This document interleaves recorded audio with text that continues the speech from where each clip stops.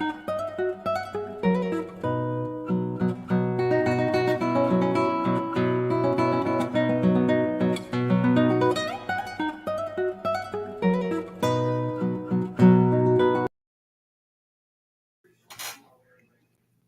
and welcome to Needing a Meeting. My name is Carol. I will be your host today. And I have here in the studio, Ben. Good morning, Carol. How's my volume? Too loud, too quiet? Oh, I think it's okay. Okay, cool. So how's your day going? Well, I have been very productive. Oh, That's an amazing thing. here's trouble. Hi, how you doing? Good. How are you? Yeah, last night I got 3 baskets of clothes folded that had been sitting there staring at me for like way too long. And today I got my room unavalanched. Oh, wow. Unavalanched? That sounds super intense. Yeah, well, stuff has been piling up for a long time back there. Just because I just didn't have it and didn't know what to do with it and didn't, but, it's that thing of everything's got to have a place, even if it's a trash can. And just even the decision of where that's going to be just was too much. Mm. You did a lot today. Sorry to interrupt. I'm really happy. I did. Yeah, and I did a couple more loads of laundry on top of that. So well done. Yeah, thank you. I'm pretty proud of it. Yeah. Well, what? Go ahead. You're using terminology I understand. I'll just put it like that. The euphemisms you use, they are all too familiar to me. So, yeah. Such as? Avalanche of, yes, the piles and, but yeah. It's a challenge. Once you get it, it's like I like it like this, but getting there. Getting there. Mm-hmm. Yeah. Yes. That's all I had to say about that. Well, I'm just going to call it better living through chemicals because I know that I've had chemical help getting to this place. How's that going for you? Day 2 of Adderall. And like I said, I've been super productive. It hasn't felt like, oh my God, I'm dying doing it,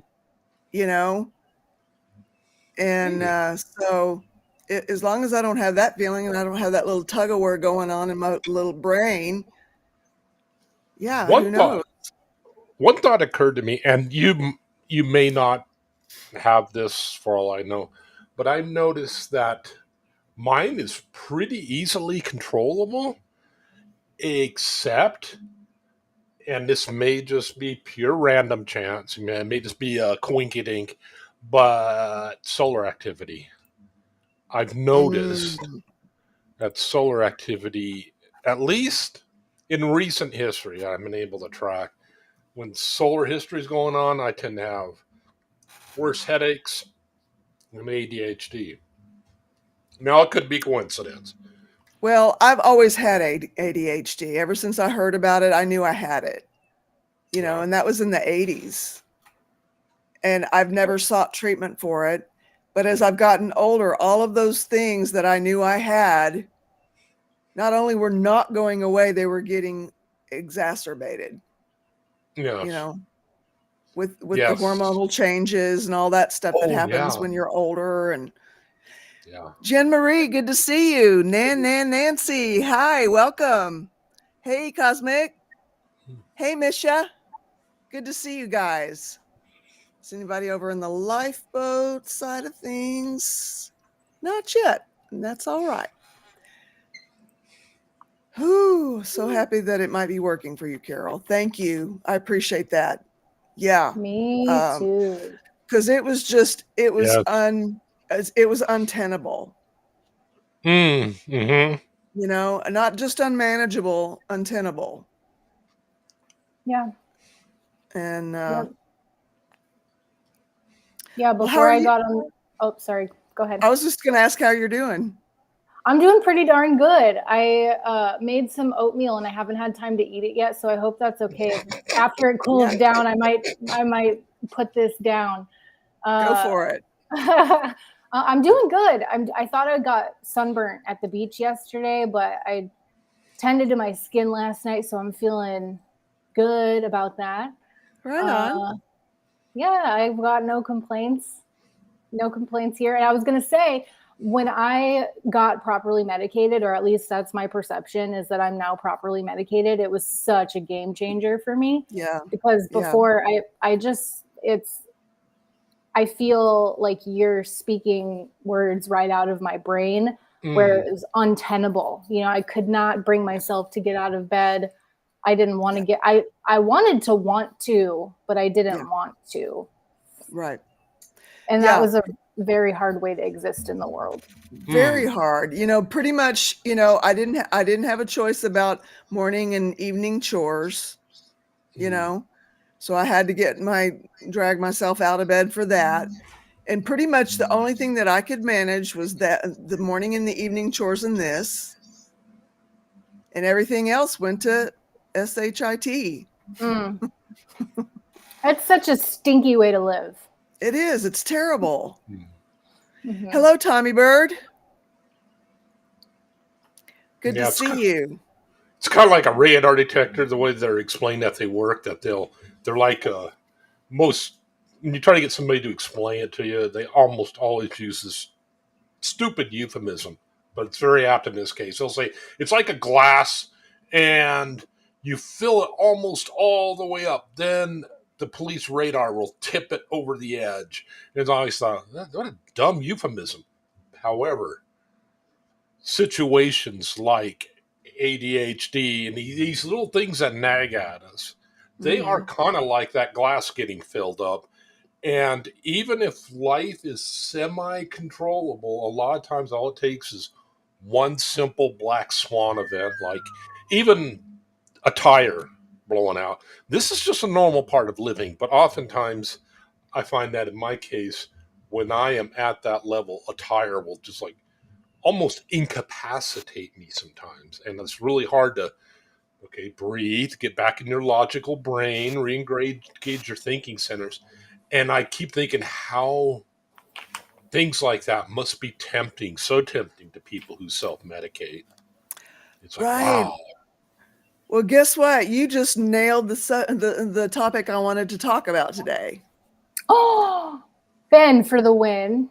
Yeah. Self-medicating? Just thinking about, you know, everyday life doesn't stop just because we've gotten sober. You know, and so what we do with it on the daily determines how we stay clean and whether or not we stay clean even sometimes. And, you know, and it's that mundane day to day that can sneak up on us and pull us into relapse. And perfect topic, actually. Right on. Good. Because I'm wobbly. You're wobbly? Is that what you said? Okay. Yeah. Okay. Well, that is so interesting, Awakened. I was going to do research on people who are, how do I say this without it sounding, people who have stronger than normal empathy and the effects of solar activity, EMP, whatever you want to call it. Yes, I've often wondered that. Well, you know, that's why there's auroras. Every time there's like pulse solar flares and like big solar flares, we get the electromagnetic aurora colors. You know, we had the aurora australis when you guys were having the borealis like last week. So and that's because the Earth was getting bombarded with all these electrocurrents from the sun. So it's got to have some effect. I mean, and we're also getting bombarded with neutrinos all the time that goes right through us. And, you know, you just got to wonder what that sort of stuff does to us. And apparently that sort of thing might have actually caused genetic mutations, because it could hit a piece of DNA going through us and then boom, next person that's born out of that generation type thing has blue eyes. So, because they don't actually know why a lot of genetic mutations happen, and I think it could be solar related or like cosmic ray type. Wow.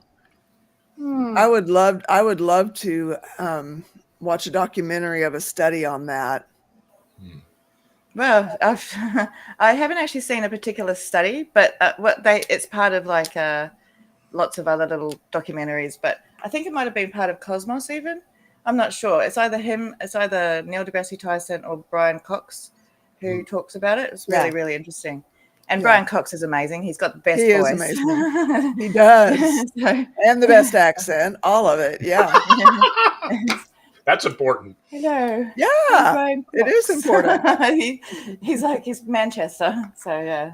But Right on. I just find that all really fascinating. And like I find, because I've always thought that the world outside of the earth is more interesting than the world on the earth.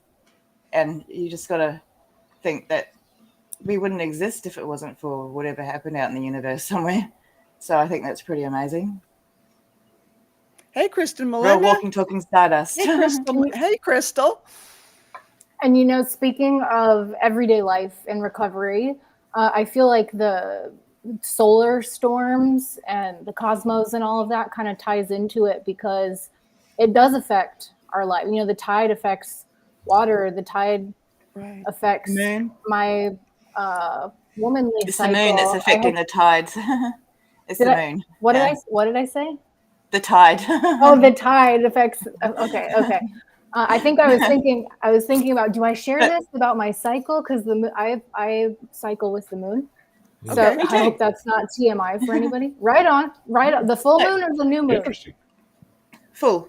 Me too. Sisters. So in terms of everyday life and recovery, I feel like paying attention to those things are even more important if we're not going to fall into old behavior patterns. And I have been trying to figure out for the past few days why I haven't been able to sleep. Last night was better. The night before was a little better. Last night was better than the night before. But the 2 nights prior to that, there was construction going on my street, and they shut the power off overnight for like 5 hours. And the construction went on for 2 days. And I could not sleep that night. And I'm like, is it the power lines? Is it the storm that happened? Like, what? Why can I not sleep? I think I got 3 hours of sleep each night. I felt okay in the morning. I didn't feel completely incapacitated or anything, but I just wondered what was causing that. And now that y'all bring up the solar storms, I wonder if that has anything to do with it. And I think that would fall into the category of everyday life. Well, it happens every day. Well, not solar storms, but yeah, you never know when they're really going to happen. So I think that it would be interesting, you know, if people journal to write up, you know, to take into account the solar activity as well. That would be interesting to know if it correlates with anything. Yeah, it would be. You know, and when a lot of those solar storms were happening, it just so happened that it was one of my 2 or 3 day hiatus from journaling, which I'm trying not to do. I'm trying to put pen to paper every day. I'm trying to actually put pen to paper. I've got the journal, I've got the pen. They just won't meet. There the twain shall meet. No. Yeah, I was going to say that. Yeah. But, you know, and also I think part of just everyday life can cause you to relapse because, lapse or relapse or whatever, because it's just like the mundaneness of it. It's so boring, you know, so it's, and especially for me having ADHD type stuff, and I always need something to think about or do. And if I don't have anything to do, then that's actually what I'm struggling with right now. That's why I'm so wobbly, is because I'm trying to decide what's it all for. What am I doing this for? Like, am I doing it just to prove that I can? I've done it now. I'm over 130 days. Done. So I don't need to prove that anymore. 130 days. That's amazing.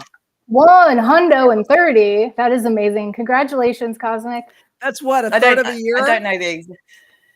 Well, it's about 5 months. So it's the 18th of. Oh yeah, Crystal wants the link. Yeah, I'm posting it right now. Yeah. Oh, there it is. 130 days. How did you do it, Cosmic? Forgot about it. Lucky you. Like, Lucky but the thing is, you. I think it's just because I do this all. Basically, I'm constantly on the phone. You're smelling books again. I'm constantly on the phone or, on my computer doing recovery stuff or watching. It's just distraction, and that's what I don't think it's a. I'm not a dry drunk, but I don't think I'm recovered at all. Because I'm ready to. I'm ready to start drinking again. Okay. And any plans in place to prevent that? No, because I figured that I'm doing the whole decatastrophizing thing, and I'm doing it before, just in case. I'm not planning on slipping up. I'm just right. I'm not planning on not slipping up, if that makes sense. I'm just gonna let it go with the flow now because I feel, what else can I do? That's where my life is headed. I've just got to go with the flow. And so, but if I decide now that it's not a big deal if it happens, then it's not a big deal if it happens, and it's taken away a huge big amount of pressure of having to keep counting days and all that sort of stuff. And Katie was yesterday actually made a lot of sense. What do the numbers matter? What does it matter? As long as you're doing okay in life, what do numbers matter? Right. They do for some people, obviously, but I'm kind of lost, and I'm wondering what it's all for. That's the danger zone right there. That's what it always was for me. When I got to the point where I was just like, well, why am I not drinking? What's the point? Yeah. And it was the everyday mundane, that I just was muddling my way through. And that was the danger zone for me. I want to read this comment from Tommingbird. I've had it up for a little while. I describe my anxiety as the full glass that sits alone under the slow dripping faucet. It takes a long time to get full, but once it is, if even a drop goes in, I promise a drop comes out, usually in anger. You were talking about that yesterday, Ben, about the glass the tipping, weren't you? Oh, yes. Yes. Yeah. Or yeah. Just now I mentioned the glass being almost filled, but yeah. Yeah. And so finding a way to manage that, there's, that's a big deal. Yeah, because this, like Tara was saying, this is just life. And you're constantly getting bombarded. And if you're almost full of your daily, the garbage you're trying just to maintain, be it pain, behavioral issues, addiction. Yeah. Crystal, how are you? Well, that's just where I'm at. What'd you say, Cosmic? I'm sorry. I apologize. I said that's just where I'm at right now. Yeah, no, it's okay. Okay. I've been there, Cosmic. I have wanted to cave so much before, especially before I was properly medicated. There were numerous times where I was dangerously close. And thank God I had a support system all of those times, because I don't know what kept me safe before I started taking mental health medication. But for me, like all of the different components, it's not just one thing. Like when someone asks me like what centers you, it's like not just one thing. I used to be like meditation or journaling or nutrition, but now it's like a holistic thing has made me feel so much better. And part of that for me is mental health medication. Yeah. Have you talked to your doctor about the way that you are feeling? No, because it's only been since yesterday. And, okay. Yeah. Okay. So that I actually thought about it, but I just talked to her about my breathing and everything at the moment. So that's kind of the prime thing. I've got to go to a pain clinic and a respiratory clinic, and so there's a lot going on at the moment. Oh, yeah, that's right. You're dealing with that a lot. Respiratory issues too right now. Yeah. So, all right. Well, I'm going to ask my question again, and apologize. Crystal, how are you? Doing okay. a little bit of mixed emotions today. Okay. I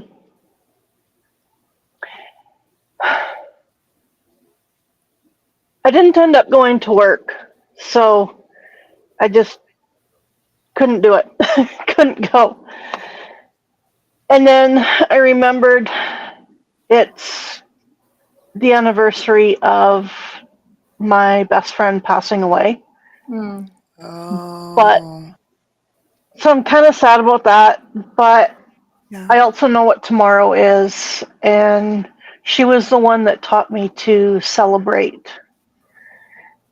So get the tiara out.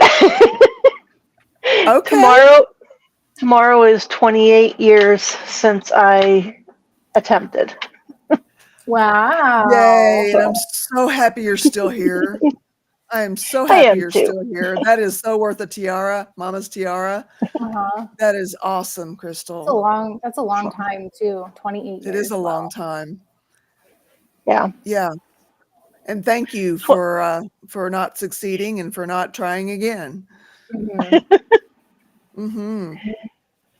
I remember that night thinking, well, I can't even do that right.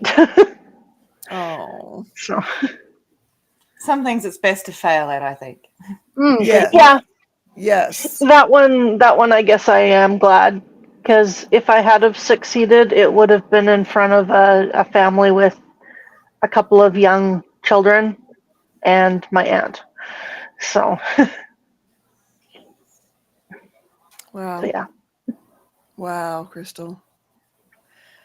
Tommy Bird, maybe we should start naming the solar storms like we do hurricanes. Yeah.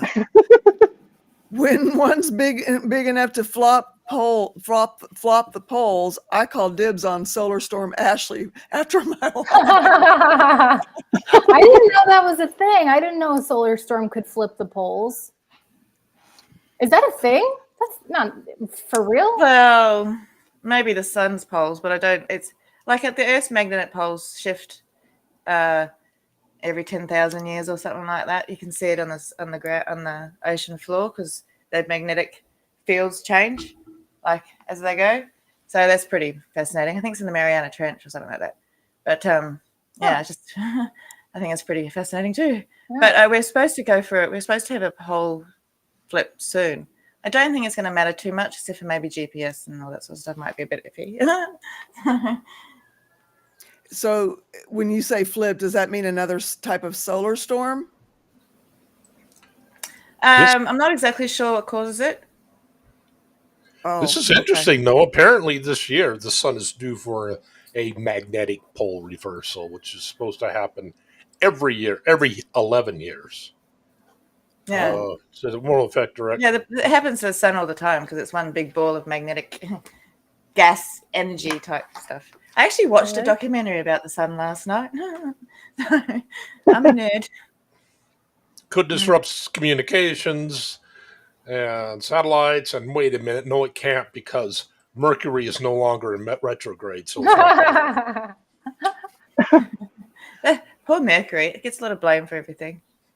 Tommy, correct me if I'm wrong, but I'm wondering. I'm thinking this may be for you, Cosmic. Tommy Bird says, "Do it because it benefits you to do so, and your quality of life is increased by it, and you deserve that out of yourself." Yeah. Yeah, I know. It's like, yeah, I know, but my quality of life was not that bad when I was using, even though it was. It's a fantasy. It's a fantasy that I have that my life was great when I was using, and it wasn't. It was a total SHIT show. Yeah.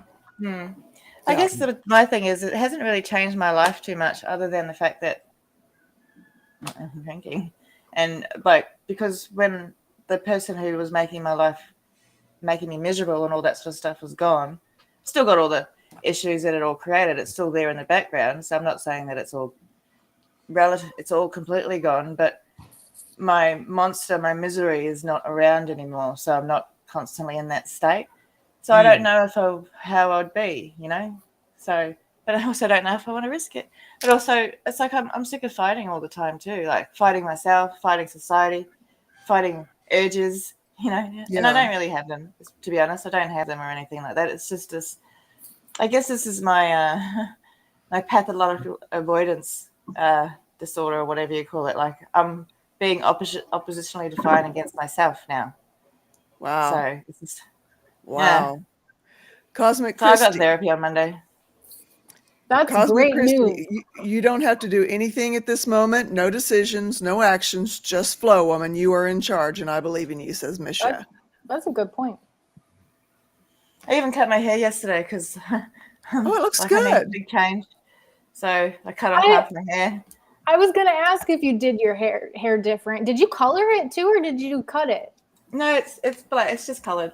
It's I just when things are drastic in my life, I change the one thing I can change that's massive, but will sort of come back. So it's not like I'm going out getting a nose job or anything like that. I'm just cutting my hair. It looks great. Thanks. Yeah, but it's a sign of how things are for me right now. And because it's my hairdresser and she knows that if she knows I'm autistic and all that sort of stuff, and I'll make spur of the moment decision, and then tomorrow I'll regret it because I was ready to go short. So she's like, just think about it, see how you feel. Yeah. I love what she ended up doing. I like it. It looks pretty. Yeah, well, she had to fix up my last hack job because I was my last attempt at changing things. So, but it's part of that's, I guess it goes to the topic of everyday life, the mundaneness of it, and just switching up something makes it feel a little different. So that's why I got my nails done and my hair did. And, I just, because things are going to change for me so massive. So I may as well just embrace it. Yeah. Tommy Bird, I'm a Christian and others seem to think that I should be able to give it all to God. It's something I really struggle with, but whenever I manage to, I get a lot of peace from doing so. Not easy. I always struggled with that, Tommy Bird. Christian, no Christian, whatever I am now, I always struggled with that. I mean, how do you do that? And if you think you did, next thing you know, it ends up you're walking around with it again, carrying the thing around.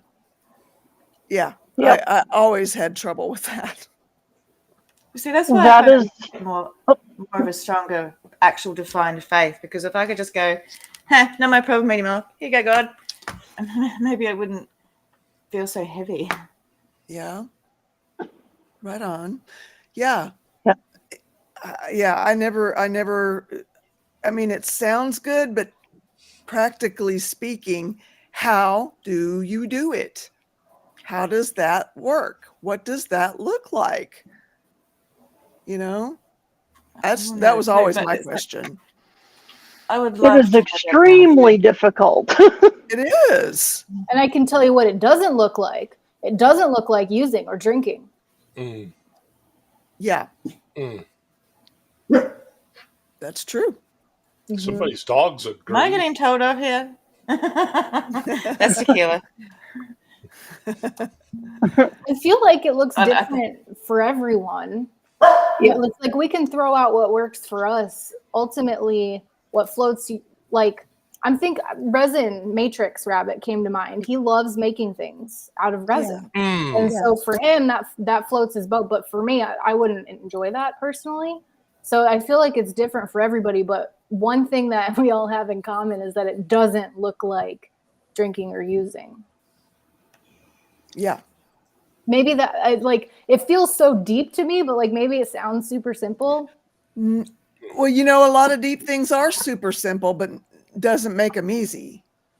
And I guess it depends on where you're at, because it doesn't sound. I don't resonate with that at all. Really? So, not at all. And it's mainly because I'm not going to let anyone tell me what to do. So the ODD kicking in. Yeah. Well, and it's not just that. It's like I've been controlled my entire life by circumstances and people, and now I'm just not going to do it anymore. I guess I'm at my old cranky lady stage a couple of years early. Well, that's all right. I can relate to the old lady cranky stage. I'm crankier Yeah, I at just want to start throwing sometimes stuff. than others. Yeah. You know, I've gone past the grieving or whatever. You know, there's a stage process. There must be 5 stages to everything, you know, whether it's grief or whatever. And Yeah. I've gone past the grief and the denial and all that. Now I'm at rage. You know, I go through things and I'm raged again. So it's just, I don't know. I'll get through. I always do. It's just, it feels like a battle right now, and I don't like fighting. So Yeah. Especially if you're tired and you're not feeling well. And yeah. Hello, Sandy Wendy. Hi, Mayonnaise Entertainment. Good to Hi, see you Jenny. guys.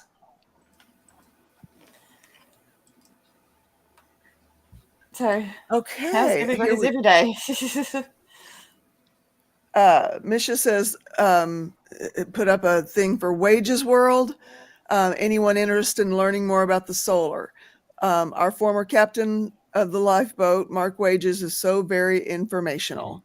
Good to know. Thank you for that link. Yeah, there's also a link in Discord if people miss it as well. There's a Okay. whole channel for Wages World.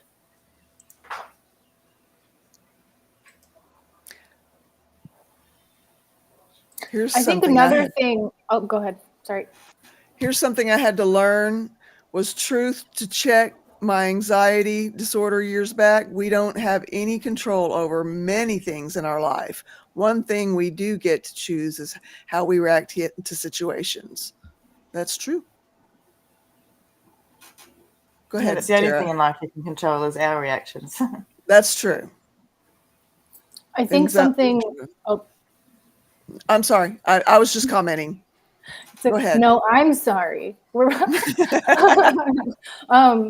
I think something it does look like for me is committing to getting through the tough times at all costs, because it's easy to get through the easy times. It's like super cruiser, you know, when I'm feeling good, to sail through and enjoy it and connect with my support system. It's easy on the good days.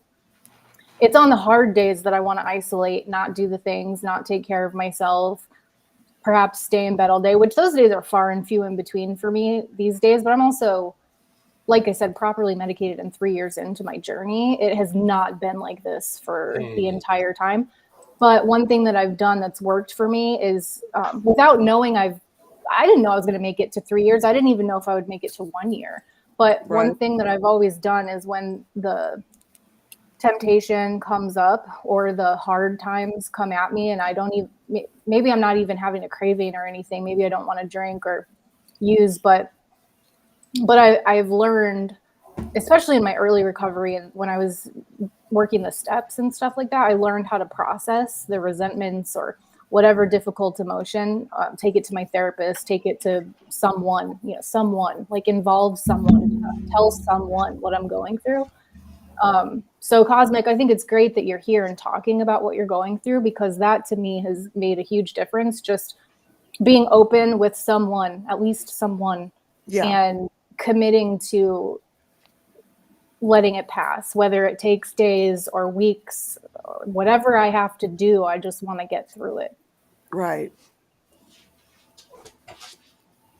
You know, a lot of my struggles have in the past have been the good days, because I start going into this panic, like, when's the other shoe going to drop? This is not going to last.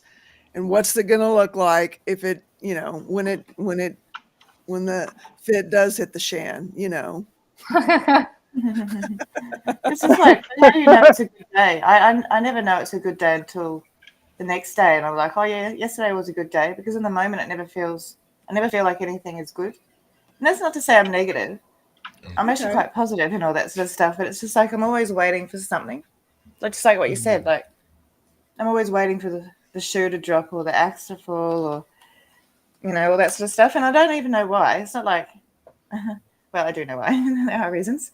But it's illogical, because it's actually, I watched this thing about Trevor, I think it was Trevor Noah or something like that, having and trauma, and it's our body remembers the trauma, not just our mind. So it's not just when you go through something like, I think he used the example of like someone who's got here's a car shot, like a gun shot or something, and their whole body will remember the trauma or whatever they went through. It's not just a mental thing, so it's a physical reaction as well, and that's why Right. you get the fear and the fight response. And I think it's something to do with, I'm not sure if it's the amygdala that's that. There's some section that's to do, I'm not sure if it's hippocampus or the amygdala, but one of them, they found that it's in people who have ADHD and autism, it's actually smaller. So our fight and flight and all that sort of stuff was actually a bit stuffy, a bit stuffed up.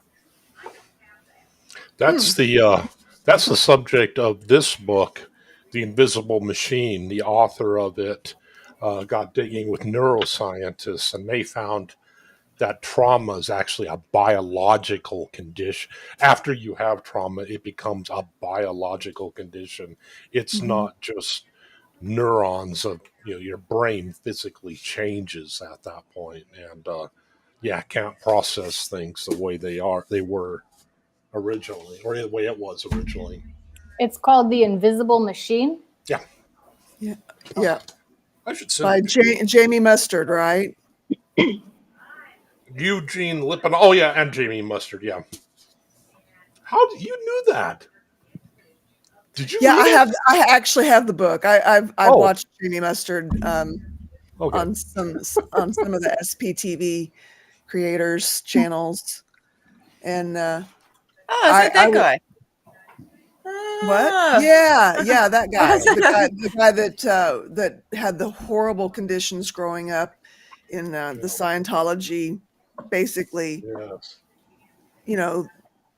You just turn your kids into orphans and put them in this little building where they ran around being, not nobody looking after them or cleaning them up or feeding them right, and It's just those sort of things. It's like I listened to this.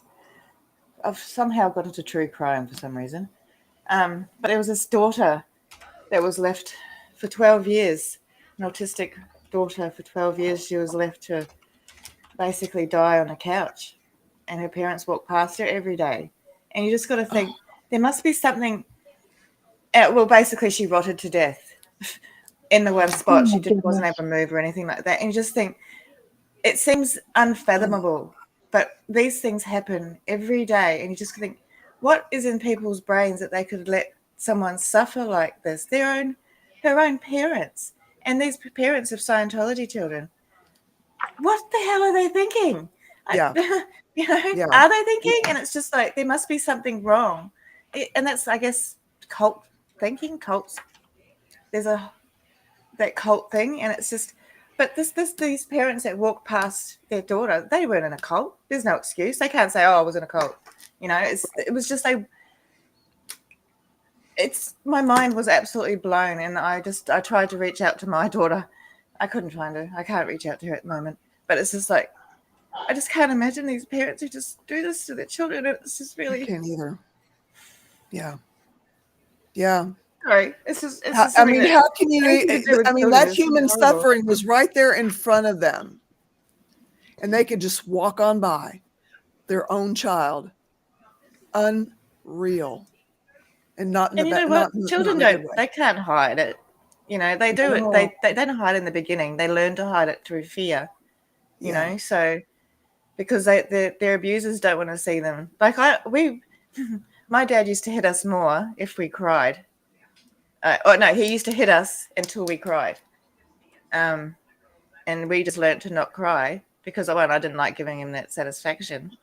And so he would just keep hitting us with a fan belt until I know because it was all for one for all. If one got punished, we all got punished because none of us would tell on the other.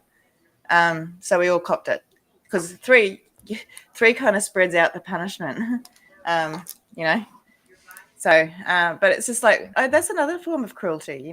It's just it is. It absolutely enjoy the suffering of others. Yeah, and you kind of got to wonder if that's something that's Hubbard enjoyed, or that maybe more so Miss Cabbage or whatever. They're both terrible people, but it's it seems that there seems to be a torture kink thing going on there. Like, why would anyone want someone to lick the floor? Like, or all that sort of stuff that they do, or put people into a cage, or make children suffer the way they do. It must be something. They must get some sort of pleasure out of it or something, because otherwise, what's the point? Yes, the dual sympathetic reset. Yeah. And it is called the stellate ganglion. I believe so. I'm trying to remember because that's one of the downsides of reading so much is it all starts to become a jumble. I actually wanted to get that Stella block. I've got to see if it's eligible on my NDIS. But the problem with that is it's not guaranteed to work. Nothing in life is guaranteed. So you got to get one on one side and then one on the other. And then if it doesn't work on the other, you get another one. And then if it doesn't work, then that doesn't work. But they're like $3,000 each. So yeah. That was it was pretty cost prohibitive for me. Yeah. But it seems but I'll promising. get a needle in the brain if it works. Yeah. Yeah, it would be great. And it's not something that's new either. They've been studying it for a very long time, and they've been doing it for people in generally, I think it was combat veterans. They were using on it. It's been quite effective. So yeah. But I'll try anything, you know. So I'll get a needle in my neck. Yeah. 100%. Yeah. I would too if there was any chance it could help, except for the cost. You know, paying all that money for it not to work would be a little hard to live with. I think for me it would. Something that's free that I do every day if I remember to. Sometimes I forget, to be completely honest. But meditation has been a game changer for me. I've been doing it longer than since I've been in recovery. I've been meditating for about 15 years. But I love that it's part of the 12-step process. I was so surprised by that when I got there. And it really does make a difference, especially if I'm having a wonky day, or I get overwhelmed or something, like just to drop into that state of whatever meditation means to you. I have my certain way of doing it, but I think it's probably different for everybody, what works best for them. It makes a huge difference for me. And it's free. Wow. I always thought that I didn't know how to meditate, but I meditate when I'm driving, as in I'm just fully focused on the road. And also when I'm getting, what do you call it? Physio.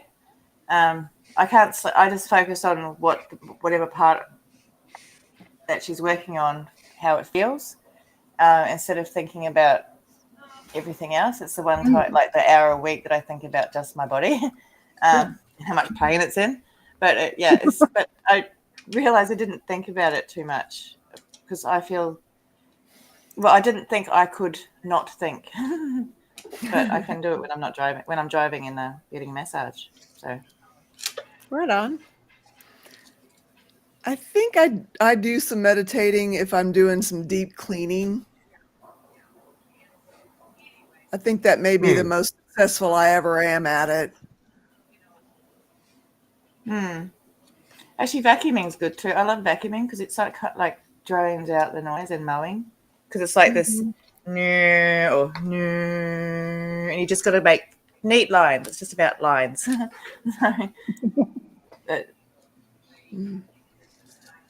Turning a blind eye to the supposed love one's suffering, especially suffering either you caused or suffering you could ease, but instead walking past like they're an inconvenience.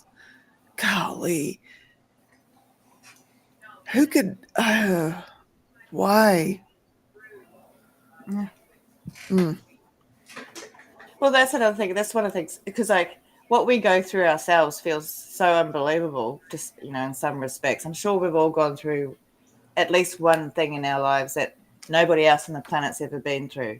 And it's amazing. Yeah. And it's like, oh my God, I can't believe I went through that. And that sort of takes you back to being able to believe some of these things that feel unbelievable. Because, if I've been through some really terrible things, and surely other people have been through some really terrible things. And so it makes my stuff feel a little bit less extraordinary, if that makes sense.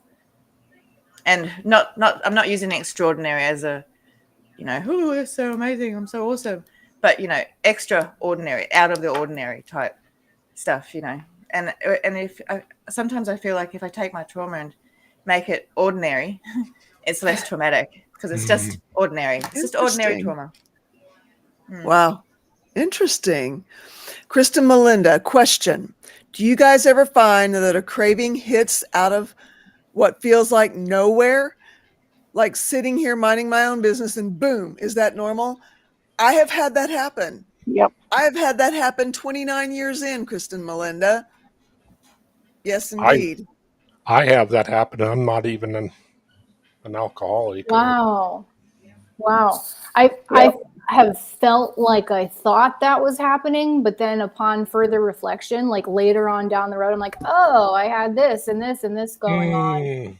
Yeah. But it felt like it was out of nowhere. Felt like out of nowhere. But yeah, if you journal about it, generally there's usually something that you can eventually come back to that makes you go, oh yeah. Or I've had my therapist point things out to me too that I totally, they're like, well, didn't this happen at that time, or weren't you doing this? And I'm like, oh yeah, you're good.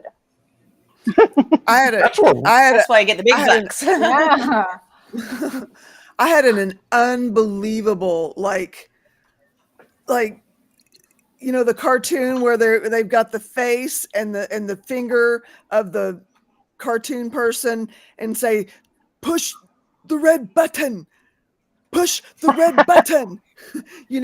I'd always push the red button. That level.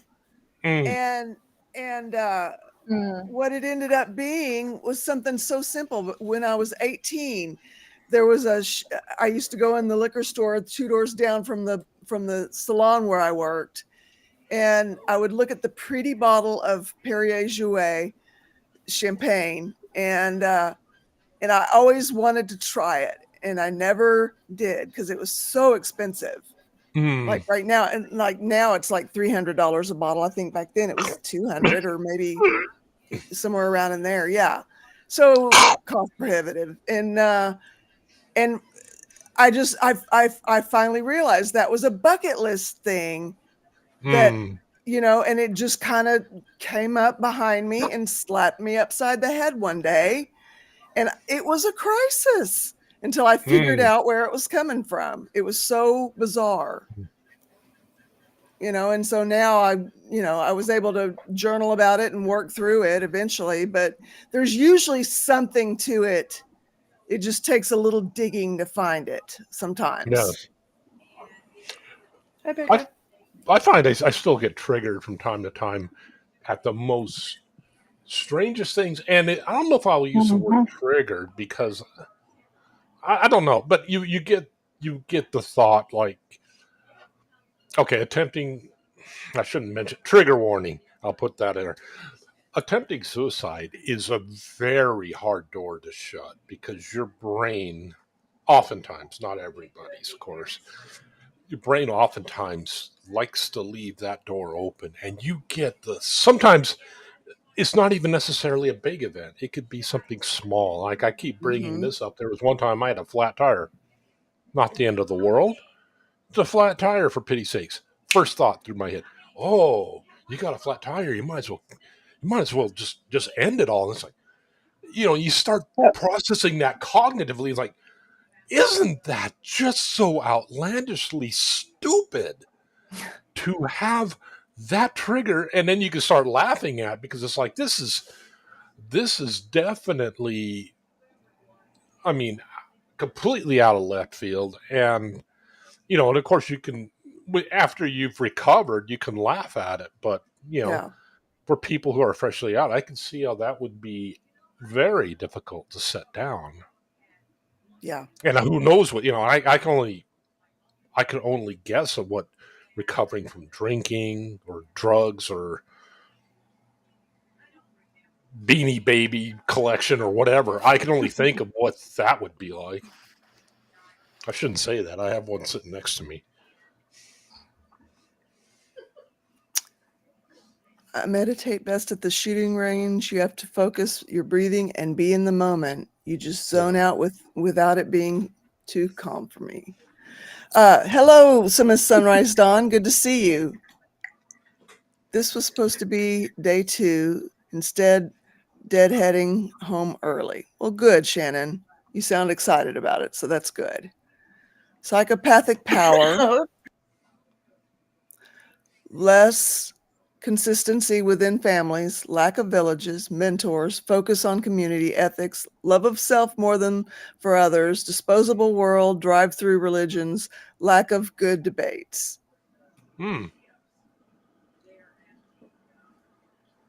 Like a trigger you weren't aware of. That makes sense. Yeah.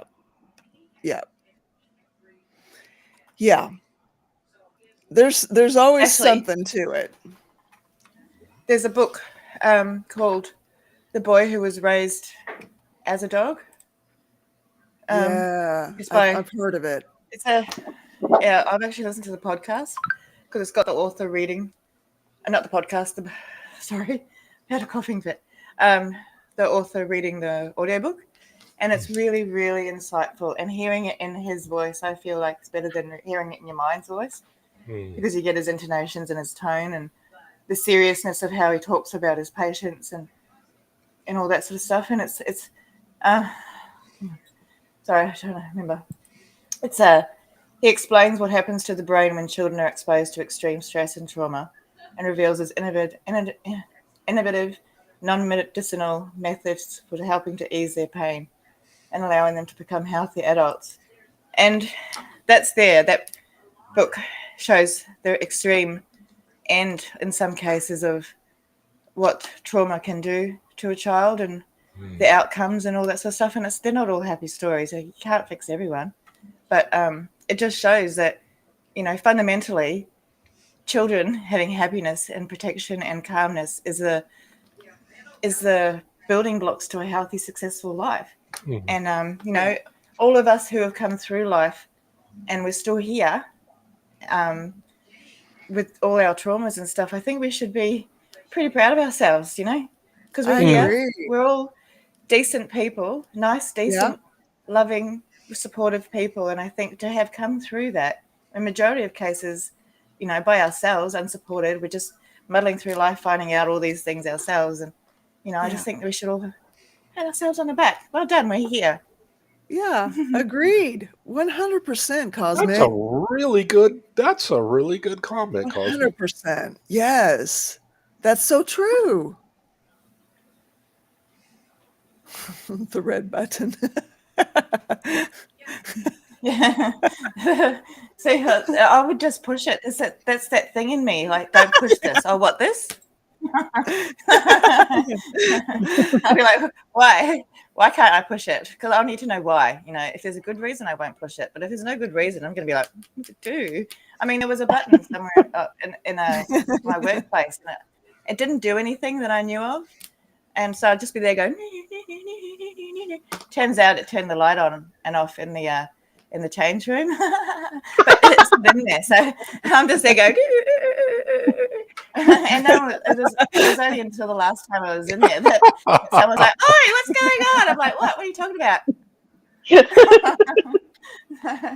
Yeah, it's just, I don't know. It's just as sensible and quiet and all that sort of stuff I am. I'm like a little troublemaker. harmless trouble. Noted. Full of hope. Hello, good to see you. I know that I don't have another recovery in me. What scares me is some days I don't care. Today, for example. Oh, that's real. That's where I'm at. That is real. So cool. Yeah. That is real. Mm-hmm. Full of hope. Yeah. That's where I'm at. 'Cause it's like right now I'm struggling to care enough to keep going. It's not, right. Keep going with the non all the recovery stuff. Not that I would ever stop trying. It's just that right now I don't really care enough. I've got so much else going on. Like, this is the least of everything. So I think y'all care enough to be here, and that's a fantastic thing. Yeah, well, it's very hard not to come to hang out with you guys. Right on. Love that. Yes. Not to feel like our trauma is too much, but that others are willing to share without judgment. That is powerful and helps me not question my reality as much when I learn I'm not so alone. Right on, Misha. Yeah. Yeah.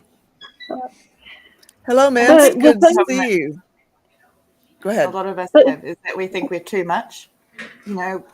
I'm too much, and that's something I say all the time to a lot of people is I'm too much. I'm too emotional, I'm too dramatic, I'm, too full of feeling all the time. And I feel like it's overwhelming for people because it's overwhelming for me to feel it. So I couldn't imagine what it'd be like to get lambasted with the full force of my energy because I'm high energy, high whatever, and when I'm stressed there's no one who doesn't feel it, and I don't want to do that to people. So as much as possible I try and stay away from people when I'm like that, but it's just too much. It's too much for me to deal with. So and I think in talking about sometimes our trauma, I feel like it's too much as well, and we've got too much trauma, and if we tell people about it then they don't want to be our friend anymore because they Oh, no. So like I said, I feel like we don't evolve much past school. And the feelings of being, It does feel like that a lot. we're all, I was that little kid hanging on the outskirts just waiting for a kid to come up and play with me, and it's kind of still the same, but because I don't go out and meet people and all that, so I don't approach anyone, I don't do that sort of stuff because that's scary. Because I like, especially people who grew up like me and all that sort of stuff, we tend to watch people and see what their patterns are and their behaviors so that we can match and fit in. So I feel like that's something that continues on to adulthood. We have to match, like to say Crystal, at your workplace you kind of have to fit into whatever is I don't know, company policy type stuff, but if you go to a coffee shop you can be yourself, sort of thing. Yeah. And it's just we have to fit into society norms, and I don't know if it's always okay to. I'm not sure society's norms are always worth living up to, if that makes sense. There's some things I think that's thought of as normal that shouldn't be. That I agreed. I'm thinking of an example right now, but yeah. Yep. I always felt different growing up. I never felt like I fit in, even in my own family. Yeah. And I always wondered why. But when you ask your fellow female classmates that have older brothers if they have that same game that you do, and they kind of, what are you talking about? Yeah, that's when you grow up as something that's normal for you. Yeah. I just figured it always happened with everybody. Exactly, so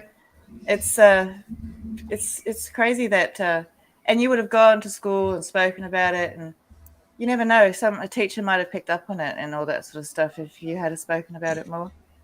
No teacher, nothing? No, because I remember asking in probably grade 1 or 2, asking some of the girls in my class that had older brothers. And they just kind of looked at me funny and walked away. And it's like, okay, I guess that's something we don't talk about on the playground. But we talked about everything else. See, right then, you were taught, in that moment, you were taught that it's not safe to talk about what's happening at home because people would walk away. Yeah.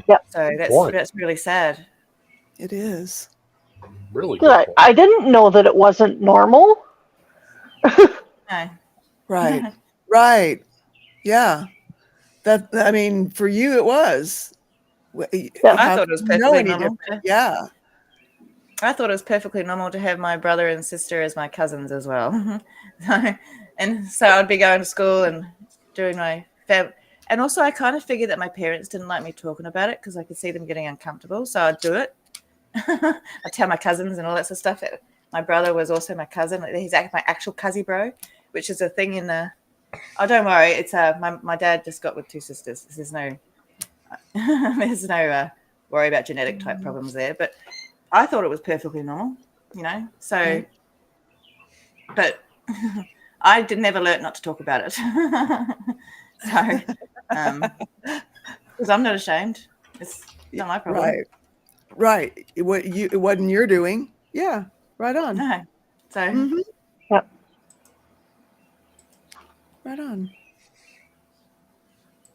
There've been a lot of great comments, and I should have pinned them so I could go back and read them. Yeah, I can't read all the comments now that it's on dual streaming. Oh, really? They don't Yeah. show up now? Oh. Well, they do sometimes, but not for me. My computer's really slow. Mm. Defrag or something, so it's not showing up properly. But when I have the 2 pages open, I can read it, but I don't have that up at the moment. I only see, as far as I know, I only see what's in Needing a Meetings chat, unless you post it up on the screen. Well, I have been posting these great comments up on the screen. So Yeah. I'm hoping that I didn't miss any, because there are some. Wow. It happens, and that is when all the progress we feel like we've made all goes out the window within seconds. It is up to us how we let it, though. Not a day by day, breath by breath practice and choice. Breath by breath, I feel attacked. Aw. Yeah. Well, just for today, are you going to be able to keep from having a drink, Cosmic? I'm not going to make any promises. Okay. But it's only because I don't make promises. Okay. So I'll do my best. Yeah. So, but if anything happens, I'll reach out, and I'm very lucky that I've got such a supportive bunch of friends and all that sort of stuff. Yeah. So I love you. Please do. Love you Yeah, too. Thank you. I'm glad you can. Oh, I'm glad you can be honest about it, Cosmic. Yeah. Yeah, if you need it's better. someone to talk to, like one-on-one type of support, you can reach out to me on Discord. Oh, thank you. Mm-hmm. Yeah. The too positive thing I just saw from away, and can't see past my camera.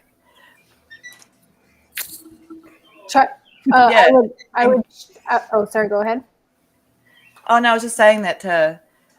Like what Misha's saying, I that's sort of what I do. Like even in the worst moments, I'm always looking for there's always a joke in there somewhere. I guess that's me being, that's my version of positive. Yeah. So, sorry, Tara. No, that's okay. It's not important. It's not important. I'll tell you what I was gonna say, because now I feel like like I have to tell you. But I was gonna say, reach out to me. If you do reach out to me on Discord, do it before you drink. But then I was like, well, that's conditional, and I have an unconditional positive regard for you, and so I want you to feel comfortable that, like, no matter what happens, you can reach out to me. 100%. Yeah. Thank you. Yeah, we love you no matter what. I also don't want to. I wouldn't reach out in a moment of. Well, that's not. I don't want to say that either, but because I do understand that we're all recovering, and it could be triggering for people in a, to have this sort of thing. So, but I feel I've also got a smart recovery appointment today. But I do, I like, and thank you, and I really appreciate that, and I will. So good. I'll never reach out to anyone if I'm drunk, just so people know, because no one needs to see drunk Christy again. Oh, you could though. You could though. You could. You totally could. You could. I'm feeling particularly stable today, and if I have a friend who she uses medicinal marijuana, and I am in recovery from marijuana. So she will tell me, she usually says, hey, just so you know, I'm feeling pretty good right now when she calls me. And if I'm having a particularly rough day, I might call it there. But if I'm feeling stable, like I can talk to her. And it's actually a good reminder to me that I don't want to go back down that road. So it can be really helpful to hear people like that if I'm feeling stable. Sure. Yeah. Which I am today. I can see that. Not to talk about it is more putting us in the corner, being told to be seen and not heard, more captivity for things we didn't do, but suffer from. Nobody puts baby in the corner. Yeah. Well, has any of this been helpful to you today?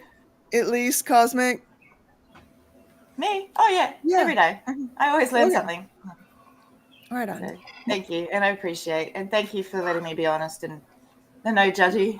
That's really helpful. Yeah, 100%. I mean, if it weren't that way, why would we even need to be here? You know? Yeah. Solid point. It's strong stuff, you know, and we can kid ourselves that it's not, but it is. Yeah. Well, I'm still dealing with the cause rather than, I've dealt with the, the symptom, I guess you call it, the actual, now the cause is still there. So that's all good. Supposed to be going to the beach today for barbecue for my son. We'll see. Depends on if he gets out of bed. So, Right on. Yeah, we drive tomorrow. Tomorrow we ride at dawn. Well, probably not at dawn. Probably like 9. Ride at dawn. So, and you'll get at your destination, you think? Not tomorrow. Okay. But we're going to stop somewhere and stay somewhere because it's too much to drive that distance. I can't sit that still for that long without it having major effects later. So I'm still recovering from the 28-hour train trip. So yeah, lying about that goes to yesterday's topic. Lying doesn't help much, unless of course you're trying to be kind. As per Tara's things, and there's certain things people don't need to know. So actually, that whole thing that you said, Tara, yesterday about sometimes we have to figure out whether the truth we're telling is for us or for the person. I really like that. I thought about that all day, trying to decide now. Who did I did that for? What's going on with this rainbow thing? Oh, I like it. That is so cool. Feels like, looks like a bubble. Pop. It does look like a bubble. That's amazing. I can't do it. Pop. Oh, hang on. I'm in the bubble. No, I can't get in the bubble. Hi, I'm in the bubble. I'm such a child. That's okay. I love it. I think it would be easier if we don't ask. It is yours to share. No feeling of must share. We stand beside and want the best for all of us. Yes, we do, Misha. Well, I think my computer's telling me it's time for me to go. Okay. You have a good day. Yeah, I shall. Good to see you, Cosmic. I love you guys. Love you Thank too. you so much. Yeah. Love you, Cosmic. Right Thank you, actually. Yeah. Oh yeah, love you too. I didn't say it, but I do love you. All right. Bye. Yeah. Bye. Well, what do you guys think here on the panel and in the chat? Have we had a meeting? Because if we have, I can still make it to the thrift store to take a bunch of donations.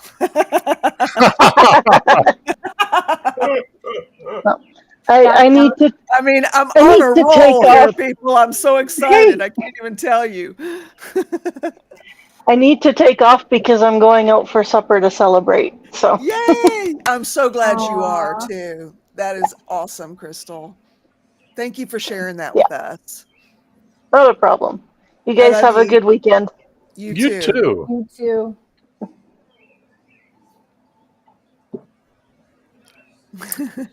And go ahead, Ben. Go ahead. After you. I was going to say, and I'm going to take that cue to roll out myself. Thank you. Now I'm going to have time to make it to the grocery store before the weekend, which is my style. And I am so excited for you to go to the thrift store. Going to a place called Peace at Home. It's the thrift store that supports the local women's shelter. Awesome. Yeah. Awesome. I've been on the receiving end of those donations, so thank you very much. You're very welcome. Yeah, I've been on the receiving end of them too, not in that exact situation, but I have had to be in a shelter and I have had to accept donations, and yeah. I'll be shooting you a PDF for your review, Tara. It's amazing to me the amount of work the most simplistic, simple little thing can turn into a trail of tears. But I'm finally smelling success. I may not be successful, but I'm smelling it. So I'm probably going to tell you the same thing that I've already told you, which is the old adage that I learned in the medical device industry when I was an engineer there. I was working on this report tirelessly, and I couldn't stop. Like, I was like, no, I have one more thing to finish. No, wait, it's not done. No, wait, no, it's not done. And someone came by and they said, you know what? I learned this when I was in my first year, and I'm going to tell it to you. They said, shoot the engineer, ship the product.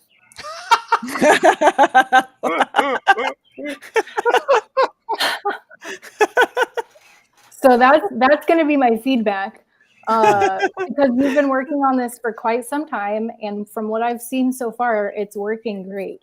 Right yeah, on. and I realize it may not work on phones, but unfortunately, there's no way around that. It depends greatly upon.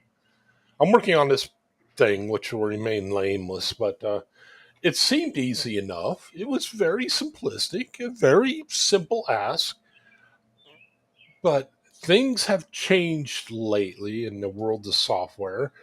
And the old software that would do this incredibly easily is cost prohibitive now because their company was overrun by saying, no, I don't care if you bought the software 2 years ago, you no longer own it. Now you have to give us a monthly amount. It's like something, insert obscenity here. Yeah. So you and my husband could talk for a long time on that, I'm sure. Ben, though, I'll be looking out for that PDF, and I'm happy to give you my honest feedback, but it might sound like what I just said. Okay, yeah, that's I think, I mean, it was a minor point, but it was driving me insane. I know. If you pull it off, I'm going to be really proud of you because it will make it look better. I appreciate what you're doing. And on that note, I'm going to roll out so Carol can make it to the thrift store, but I will hopefully see y'all soon, and I hope you have a good weekend. You too. You too. Thank you. It's hard to have a frown on when Tara's around. It is, isn't it? Her name is so apropos. Well, I hope you have a great day. And I hope you do too, Ben. Of course, I have to say, I'm obliged.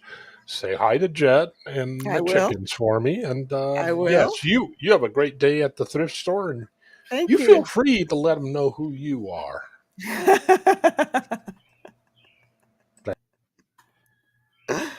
Thanks, you guys. I love you guys. What else is there? You know, I love you guys, and I'm so thankful that you are so invested in this community. It makes so much difference, you know, and you never know who's watching that's not maybe necessarily in the chat that we're making a difference for. You never know who it's gonna affect and how. So thank you guys. I love you very much, and I hope to see you again Monday. Next meeting will be Monday at 3:40 Central Time. And until then, peace, y'all.